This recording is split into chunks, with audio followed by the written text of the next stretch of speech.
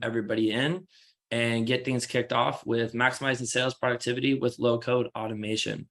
You're not going to be hearing from me too much because this is definitely right up to Brennan's specialty. So I want to kick this over to Niels to kind of get started and let you all introduce yourself. Awesome. Thanks, Dylan. Okay, let me just get my screen share going. Quick thumbs up. Can everybody see me okay? Awesome. Yep. Okay, so as Dylan mentioned, today what we're going to be talking about is maximizing sales productivity with low-code automation. And I'm super excited to have with me here today Brennan Ritz.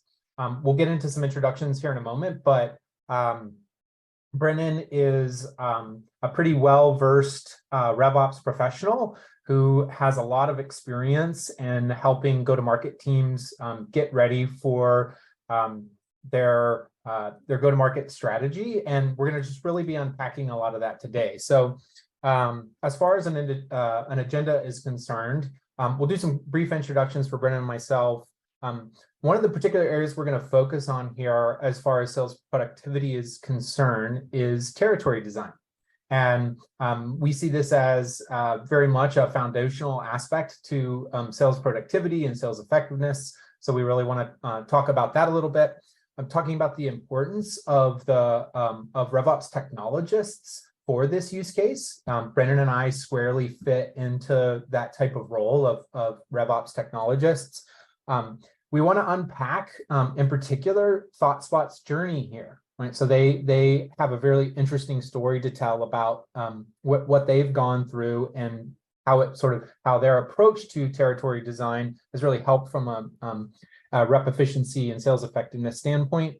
And then what we want to do is just talk a little bit more about the role of automation in this and exactly how that can be used to make this process more efficient and more effective for companies out there.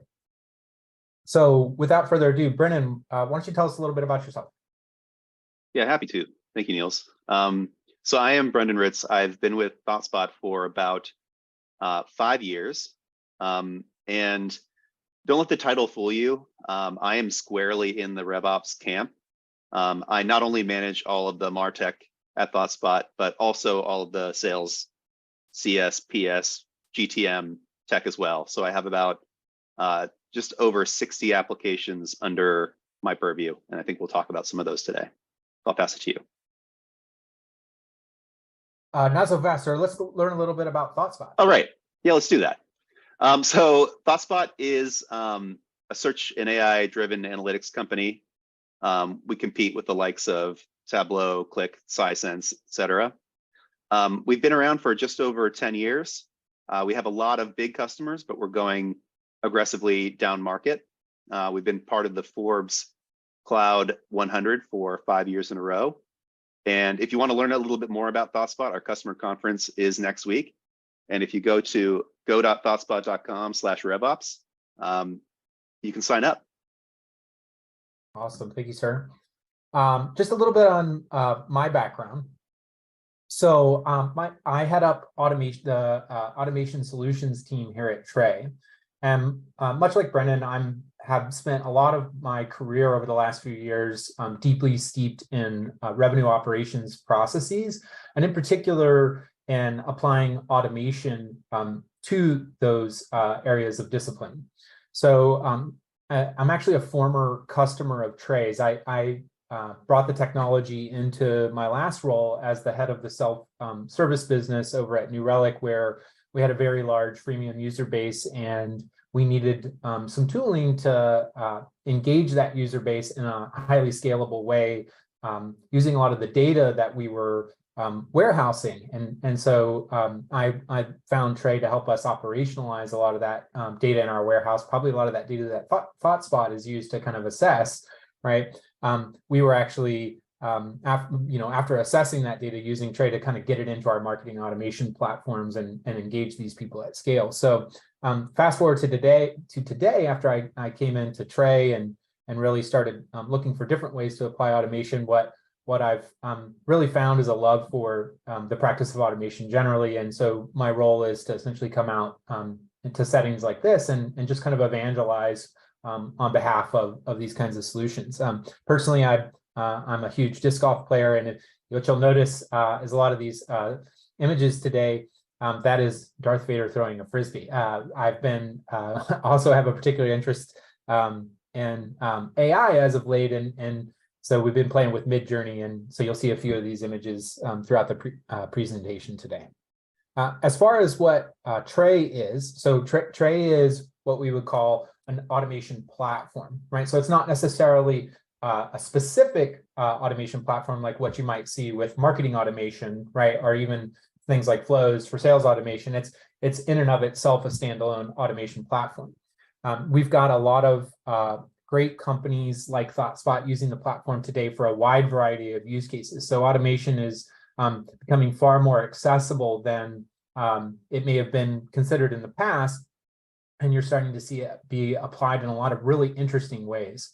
So whether that be through RevOps teams like Brennan's using it for a whole host of use cases like territory planning and data enrichment and lead routing and product-led growth, or to even IT functions and RevOps teams and finance teams. There's just lots of interesting use cases for automation today because so much of our world is software driven. And we like to think that we put that firmly within this capability firmly within the hands of the different technologists that are really helping power a lot of what businesses are doing across their entire operation. So let's pivot now the conversation towards sales productivity and just talk a little bit about the why behind what we're hearing from our customers like ThoughtSpot and some of the pain points that companies are facing. So generally speaking, what we tend to hear when we talk to some of our RevOps leaders is that they feel like their reps' time is too often being spent doing manual processes that and not necessarily focused on some of the most productive aspects of selling. And really they're looking towards their RevOps teams to help make these processes far more efficient, right? We already know that we're spending a lot of money on our reps, whether that's through the technologies that we're buying for them to help enable them, or the training programs that we're putting in place, right? On average, what some companies are reporting that it's taking upwards of 10 months to get a rep productive before they're actually contributing to company goals, right? So if we're further burdening them with the work of assessing which accounts to go after in a territory and going through manual processes to source contacts and sort of enrich the record so that they know who they're supposed to be focusing their time on, right? That's just further adding to that burden that these reps are facing when trying to go to market in a efficient manner. Further, these companies are stating like pretty clearly that they're unsatisfied with their territory planning process, right? And oftentimes when they're going to their RevOps teams to help, right, these folks are using a lot of different data sources. They're still using a ton of spreadsheets to get things done and munging things together. And even though they are able to take a much more data-driven approach, what ends up happening is a lot of the burden falls on these RevOps professionals, and things aren't quite moving at the speed they need to move. So those are some of the things that we're going to unpack here in this presentation today. And as I was doing a little bit of research on this topic, I found some great content from GradientWorks, and conveniently, it pretty much lined up, I think, verbatim with some of the conversations that Brendan and I had had around their process and their approach towards territory planning and how they kind of think about going about that process. And so what you see here is sort of an X and a Y axis, where on the X axis you have timing, right? And this is just the idea that is a prospect at the right place in their journey to where they're able to make a sort of purchase consideration. And then of course you have fit, right? So not only is the timing right, but is the fit right? And Brendan, I think I might just kind of ask you here, from your standpoint, in terms of what you're doing over at ThoughtSpot, could you just maybe talk a little bit about how you guys think about timing and fit and how that applies to your territory planning process? Yeah, certainly. So I think that I can speak to our specific use case, and it's all around the data that we have available to us. And I think that the bare minimum that you should expect when you're doing the territory design process is to get yourself from the bottom half of this graph here up to the top. And then the more data you have available to you to layer onto that, you could potentially move yourself from the left to the right, because that's obviously, it says the good place, that's where you want to be. And so I think as we move on here in this presentation, we'll talk a little bit about, for our use case, what data that is and how we get it to the right place to make those decisions. Awesome. Yeah, and I think when you think about fit, right, there's a couple different ways to consider that, right? So ultimately, when I think about it, I think about our ICP, right? So there are different attributes that you can use, ICP being ideal customer profile, to determine fit, right? And those could be demographics, those can be technographics, those could be firmographics, right? Just depending on sort of the way at which you're looking at this, right? Whether it's through an account lens or through a contact or person lens, right? But there's lots of different inputs that we can use. And those alone are, pretty traditional in terms of an account planning and territory planning process. But then when you start to layer in timing, right, where you start to think about, okay, not only do we have the right person, but is it the right time? Ultimately, what this does is allows your reps to really have a focused conversation with these individuals at the right time, right? So not only are we talking to the right person, but can we close them quickly, right? And being really, there's a lot of interesting ways that you can sort of assess timing and to make sure that that's done right. And we'll talk about some of those specific when we get into some of the use case area for ThoughtSpot. So just kind of high level, starting with the end in mind, right? Our goal when going through this process is just making sure that our reps are focused on high yield activities, ensuring that all this money that we're spending on our sales technology, and in particular our data sources and data vendors, we're getting the ROI we need to get out of it. Reducing the amount of effort that it's taking both the reps and your ops teams to use this data. Also thinking about building iteratively, right? So you can start small and build on top of that. And then sort of eventually moving to what I call the always on versus oh my effing God process of, right, okay, yeah, we've kind of figured out how to do this in a maybe manual process. How can we use automation to have it always moving and always on? There's a customer that I talk to, RevOps leader that I talk to quite often, who says, the moment that my data is in our CRM, sometimes I feel like it's out of date, right? And he believes firmly that automation is a great way to ensure that some of that information is kept fresh. So we'll talk about some of that as well. Okay, so take us back, Brennan. When we first started talking about your all's approach, right, you started telling me a little bit about where you started when you started thinking about this problem. So take us back and talk a little bit about where ThoughtSpot was maybe a year and a half, 2 years ago, when you started thinking about a more effective territory design process. Yeah, absolutely. So if we're talking about 2 years ago, we had just made the transition from an on-prem software like a blade in your server rack that sits on top of your data to a cloud-based company. And that opened up a number of doors to us that were previously closed. It also opened up a lot of chaos on the sales team, because now we're able to directly read data from cloud data platforms like Snowflake, Google BigQuery, Databricks, et cetera. And that's how we know that when a partner gets involved, the deal is 60% more likely to close. We have that data now, we didn't at the time.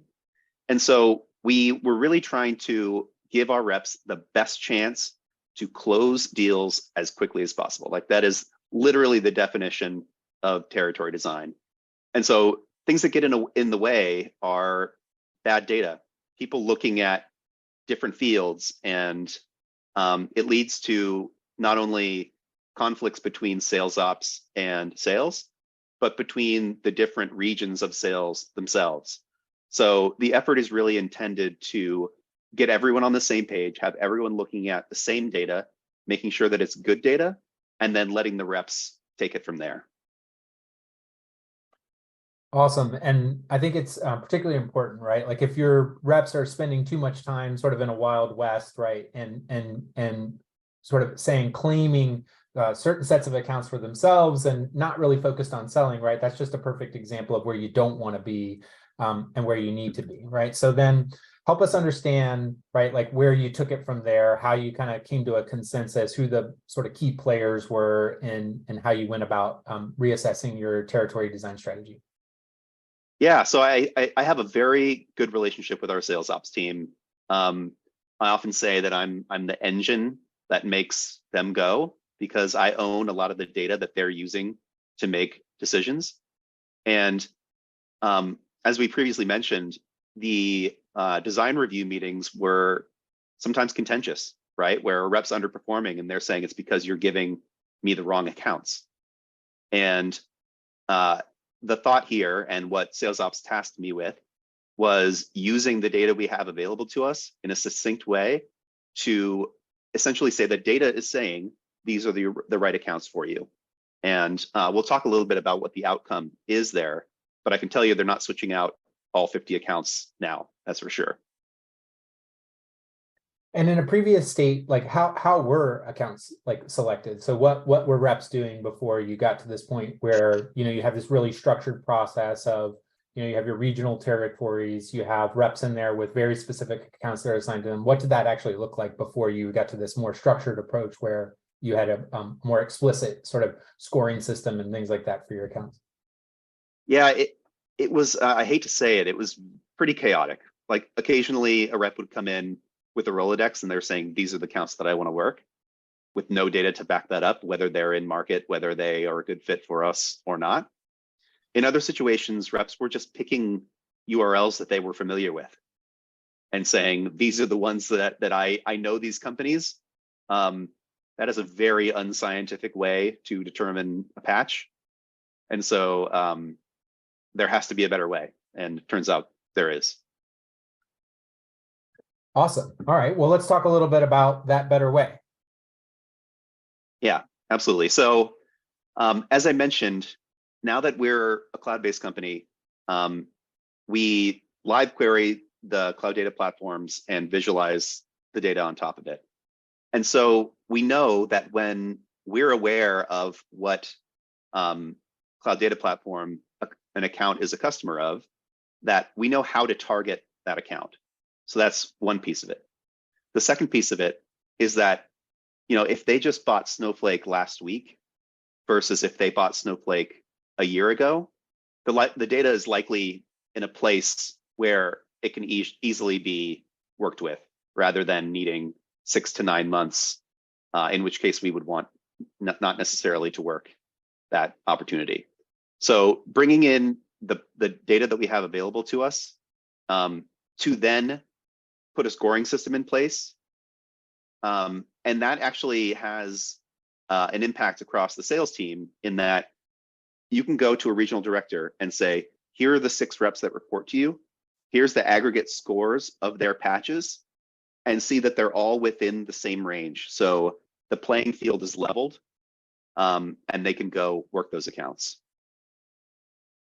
And just to kind of like further articulate that, so if what I'm hearing you say is that you guys can use things like technographics in a few different ways, right? So as you mentioned, right, you guys are essentially like an intelligence layer that sits on top of a cloud data warehouse, right? So first of all, if you're focusing on the right accounts, right, they're going to have a modern cloud data warehouse, right? So you're using technographics to go, okay, we have somebody on a Redshift, we have somebody on a Snowflake, right? But not only are they the right fit there in that sense, right? Because you can certainly narrow down quite a bit when you start to look at whether or not they're on one of these modern data warehouses.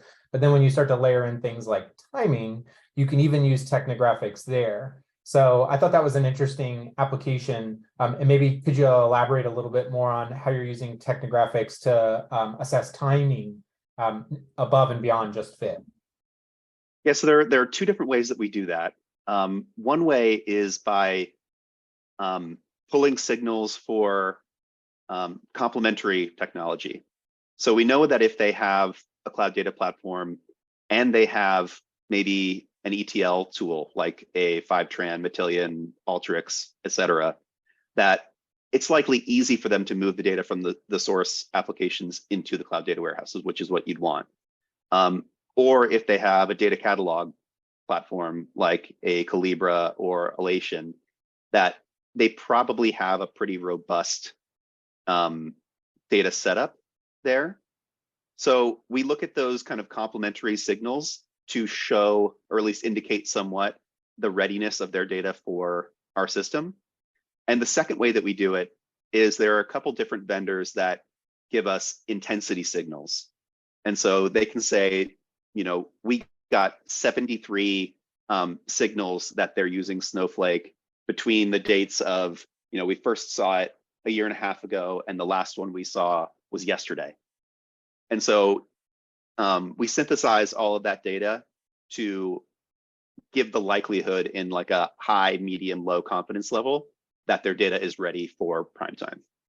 Awesome. Yeah, I think this is a pretty like good example of like, hey, we deeply understand what our ICP looks like. We have a pretty like wide breadth of data sources, right? So now let's just take this and apply that both from the lens of, okay, are we talking to the right company, but are we talking to them at the right time?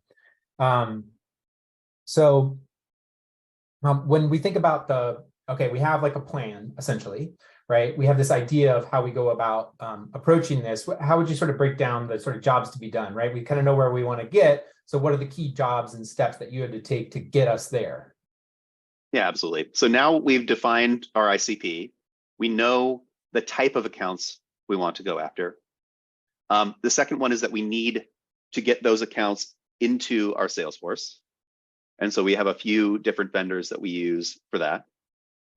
Then we need to make sure that the data is enriched on those accounts.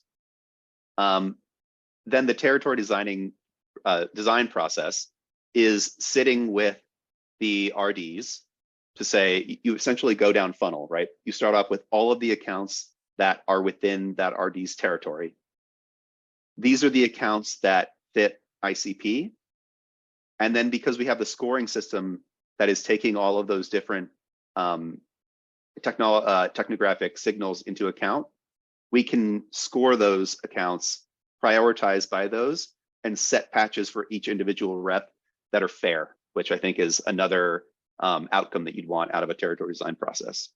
Awesome. Brendan, we have a question from George. So he says, how did you determine that ICP though? For example, did you use a regression analysis? And I have a comment after your answer as well here. So at the time, we were less focused on that because we were pretty new in the cloud space. But we knew that if your data is not in a cloud data platform, we weren't going to sell to you. So if your data was on-prem, that was previously the world we lived in, we were going to keep our customers and keep supporting them, but we were not going to sell to new customers that had their data on-prem. And so we, like I said, we kind of unlocked doors that were previously locked to us. And we knew our ICP right off the bat then based on the technologies that we integrated with initially. Awesome. Yeah, I mean, we have somewhat of a similar experience. And I think the observation I would have with that is like, I think there are pros and cons to the, sort of more scientific regression approach, let's say.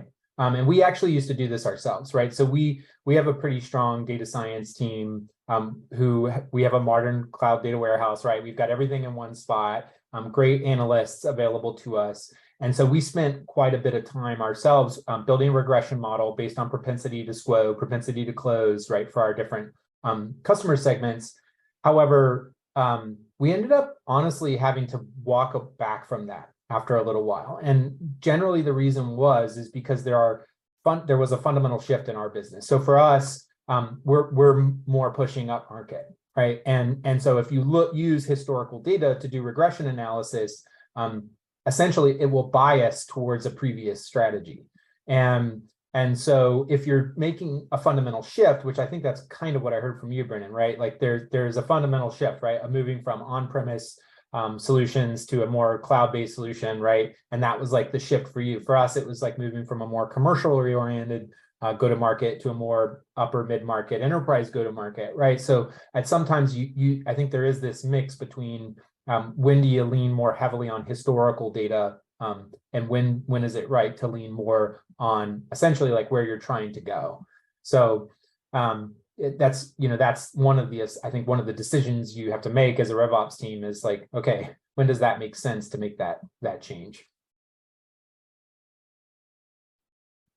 Awesome. Thanks, George, for the question. I appreciate it. Leola asks, intensity vendors equal intent vendors like 6 Sense? No, so what I was talking about there is the intensity of the signal that you're getting about the technology. So you're not saying that we think that this company uses Snowflake. You're saying that I'm getting 86 signals that they're using Snowflake. I would prioritize that over one that had 5 signals. Awesome. So it's really the intensity of the technographic signal. Okay. And there's a section in this presentation which I think is really interesting to that point. So let's just, I wanted to make sure we all just kind of level set on how you guys are thinking about segmentation. So there is like I think a traditional, more like geographic company size segmentation that sort of acts as like a first layer. So I thought we just hit that point real quick so everybody understood like the basic operating structure that you guys are going by. So maybe just do a couple brief comments there. Yeah, so obviously you want to align to how your sales teams sell. So that's the first thing. And for us, sales team is set up to be both regionally based, and then we have 2 different segments by company size. So you have the commercial team, which goes after less than 1,000 employees, and you have the enterprise team, which is 1,000 and greater.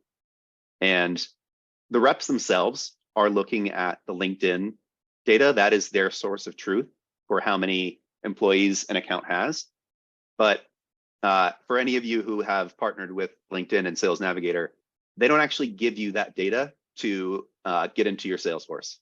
So the challenge that we have here is how do we give ourselves the best chance of determining whether an account should go to commercial or enterprise. So that's the first layer. Awesome. Okay, and then I think we've already kind of hit this point pretty well, right? So then you start thinking about your technographics and some of the key questions that those help us answer, right? Can we sell to the account? Are they using the cloud data warehouse? Are they ready to buy? Like what complementary tech signals are indicative of their maturity, essentially, right? So you don't want to catch them the day after they buy Snowflake. You want to catch them, 6 to 12 months later, perhaps. And then how you might get in. This was another interesting point I thought you brought up of just like different ways that you guys think about penetrating accounts. And so maybe just a quick comment there, if you don't mind. Yeah, so now that we're essentially have an integration with all of these different cloud data platforms, we also have partnerships with them and can co-sell with them. So if we know that an account is using Databricks, we can go to our partner account manager at Databricks and say, I'm trying to sell to, Acme Corp. What rep is on Acme Corp? Then get that rep connected with our AE. That just automatically gives us a ton of context on the maturity of their implementation of Databricks and gives us the key that we need to sell effectively. Oftentimes we can actually get an intro to the right person. Maybe we're trying to prospect at the director level, but if that person has C-suite contacts, then they can intro us and just shorten the sales cycle even further. So that's tremendously important. Awesome. What I really like about your guys' approach to this is like, it's not necessarily conceptually complicated. I think the mechanics of it can be quite complex, right? But like, it's pretty easy to say, okay, we have this clear definition of ICP. We have these clear definition of signals. We have these clear data points for our entry points, right? And I think it's really easy and simple to communicate. And that's like another great point, I think, of like these effective sort of trustworthy models amongst sales, right? Is they have clear transparency into how it's done and what the process is. Now it really comes down to, okay, Brennan, sounds easy, right? That's easy, right? Like, how do you actually? Right, but wrong. I think we have the opposite problem where we essentially have too much data, and so you wonder which source is correct. You wonder which one is really going to be most accurate, and then how do you normalize across those? So this is true not only with the technographic data, but with the just even taking a step back, the employee count data. If we have 5 different vendors that we're using, how do we pick the right one to give us the best chance to give that account to the right team and avoid that fight later on? So that's the challenge that we were faced with at that point. Awesome. And I think we can kind of get into maybe just to help folks understand conceptually how this approach might work. Maybe we can just kind of talk through your enrichment strategy and how you deal with those, different vendors and what is actually required to get your data into a usable state. Yeah, so we do use Tray for this. And as I mentioned, we have 5 different vendors that we're using that give us some degree of employee count. Sometimes they give you an integer, like an actual number, and that's more likely for public companies. But sometimes they'll give you a string, like 500 to 1,000 or 1,000 to 5,000.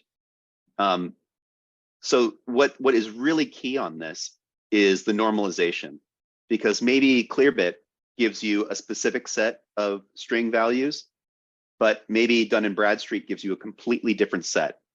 And so what you need to do and what you can use automation for is pulling in data from all those sources, synthesizing it to which particular values will map to the end result, which if you think about an integer and a string, the combination of those is essentially always going to be a string.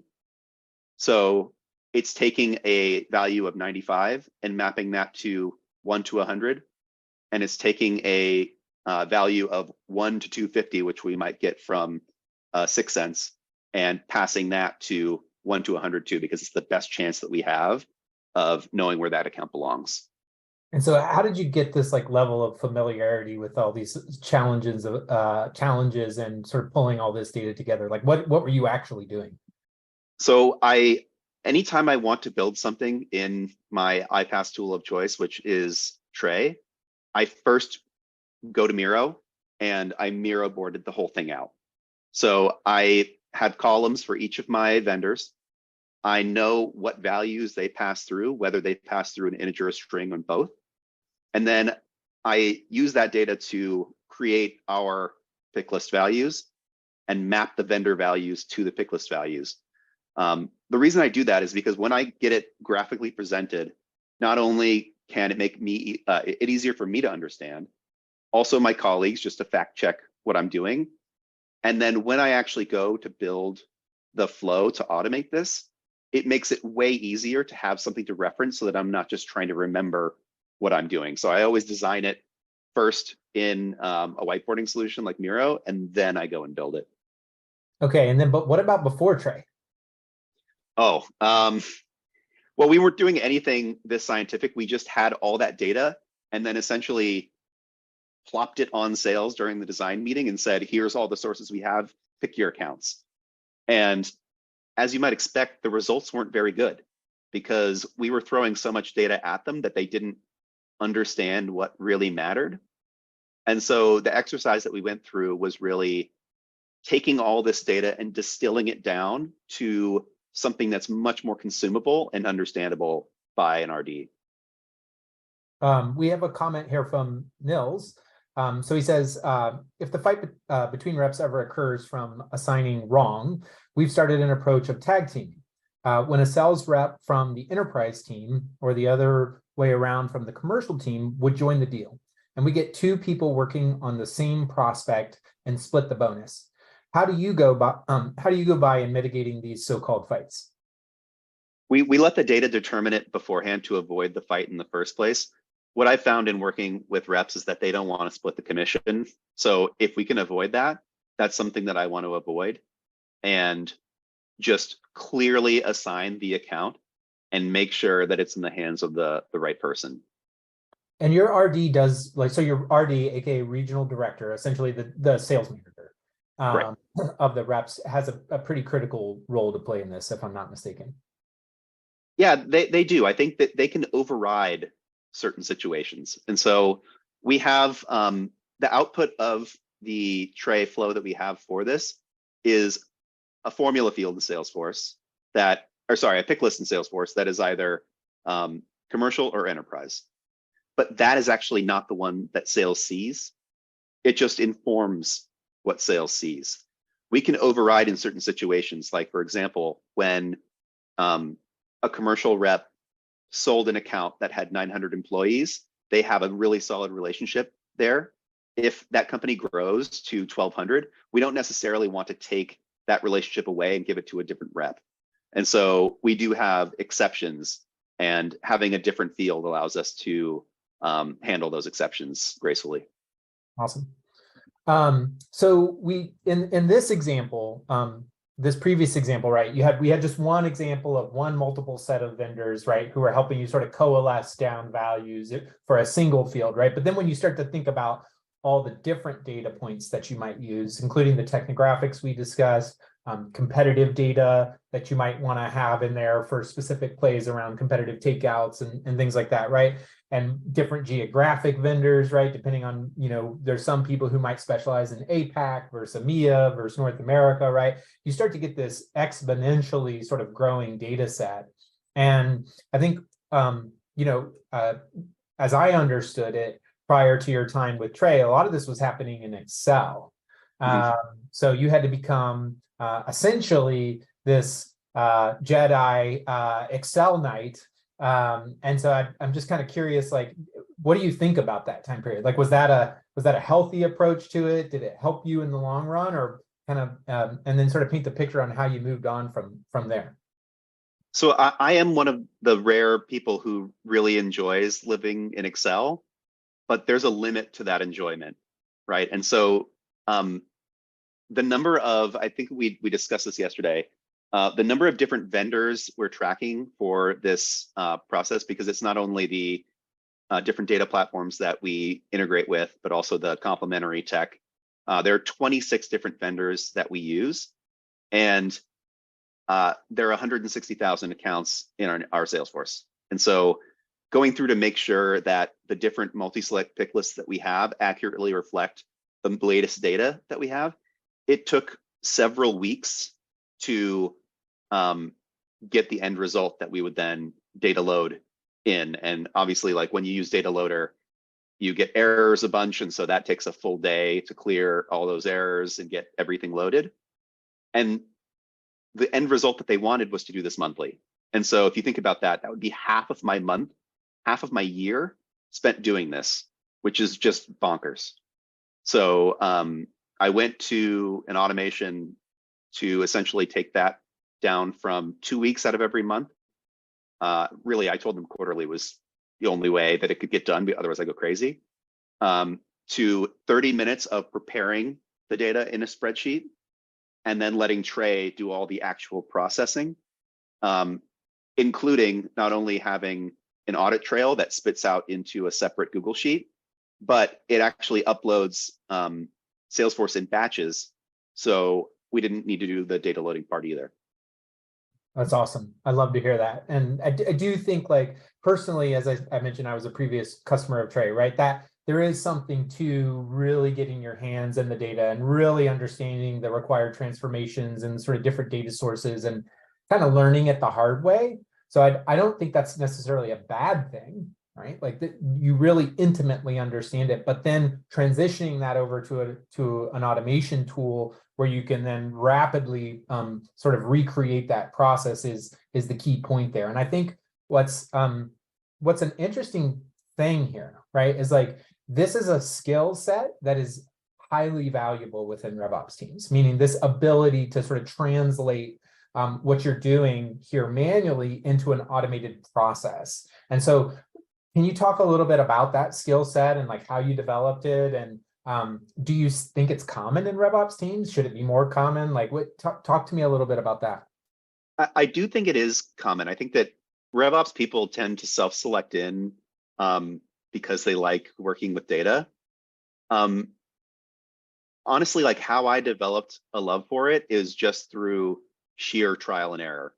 So the number of times that I've gone to agilebits.com to figure out how to do a really complicated Excel formula, I just rely on the tools available to me. There are several times where I've like been really proud of a formula that I've written and screenshotted it and sent it to the sales tops team. And I'm like, this is what you're putting me through. Look at this. It's like 4 lines and I have to expand the formula builder down to show them. But it doesn't have to be that way, right? There are solutions that will help you with this. And for me, Trey is that solution. It just makes it much easier and more scalable. Well, let's kind of talk about that automation for us, right? Because I think that's an important point, right? So I do think that there is certainly, as you mentioned, like this within RevOps, there's sort of this self-selecting criteria, but at the same time, I think there's like a way that we've approached this historically, which tends to be like some of this manual sort of data work or sort of native integration, or sort of system specific specialization, right? So you have your Salesforce admins, your Marketo admins, right? These sorts of things. But to me, I think there's this rising need and role for a more of a, I guess, technologist, generalist in a sense, right? Somebody comfortable with working with, there's sort of this breed between, system specialists with all this deep domain knowledge, right? And pseudo engineer in a way, and platforms like Tray and Zapier, right, and all these automation platforms are now just putting some of those capabilities of actually like operationalizing this data in their hands, and whereas in the past, like you might find something's a little too simple, like there's too many guardrails with certain automation platforms, or they may be too complicated, right? Like, so that would be more like classic iPaaS, right? Where you got to get certified and it takes 6 months to, get it going. So to me, I think this automation capability is something RevOps leaders need to be investing in more, because it takes practitioners like yourself and really enables them to do it, right? You don't have to throw it over the wall to some engineering team to like, or data, pipeline team, right? To get it all loaded in, right? You can actually do it yourself.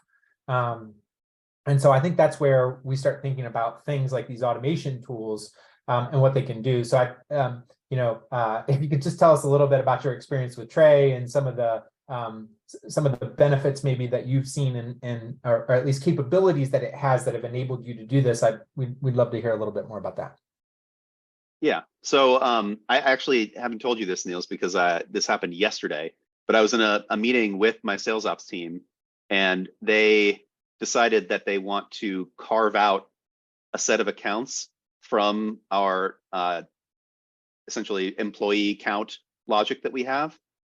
And basically, if they have a parent account, they want to take the employee range from the parent account and use that instead of what's on the account itself. And so, I'm like thinking in my head, how am I going to do that?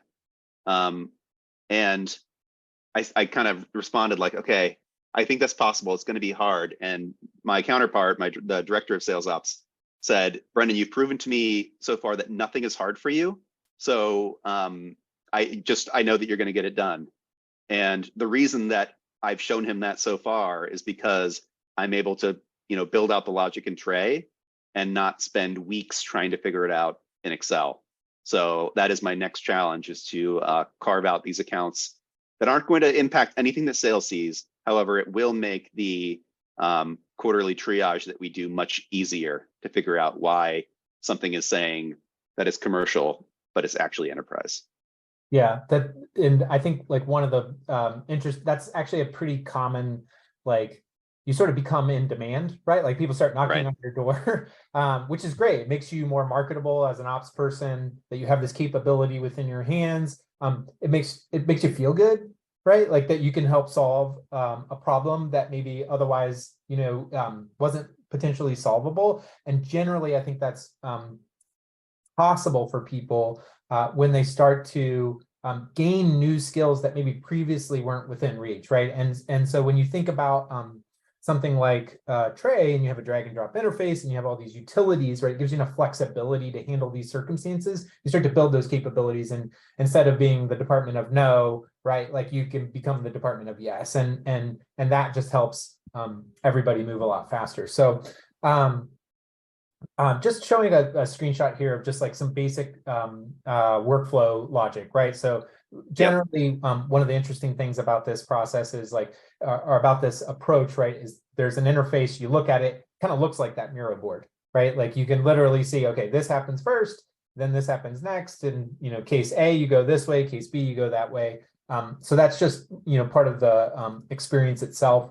There's lots of different ways and tools in there, right? So I sort of think about Tray as like this giant tool chest. Like if you ever walk in a mechanic's garage, they have the biggest tool chest on earth with about 1,000 drawers, right? And you pull out each one, and in each drawer is a, you know, really specialized tool. So when you think about data transformations and you need to, you know, split data up or map different values, and there's all kinds of tools that are necessary to be able to sort of do the manipulation that we're talking about from a data standpoint. And that's something that we find that people really like about Tray. So I think we're getting towards the end here, Brennan. Any closing thoughts that you have for everybody, just as you, you know, based on our conversation so far? No, I think that there's just, it doesn't have to be hard, right? That is what I want to leave you with, is that this is difficult work, and if it were easy, then everyone would be doing it and be doing it really well. But if you're spending weeks of your time slogging through Excel or slogging through Salesforce, which we know has certain limitations, there are always ways around those limitations if you have you know, the means available to you to circumvent them. Awesome. All right. Well, thank you, sir. I'm going to go through these last few slides. Thank you, everyone, for joining. Of course, may the 4th be with you today. We hope you enjoyed the presentation. I'm not sure if there's any questions. We'll be happy to take them if so. Otherwise, back to you, Dylan.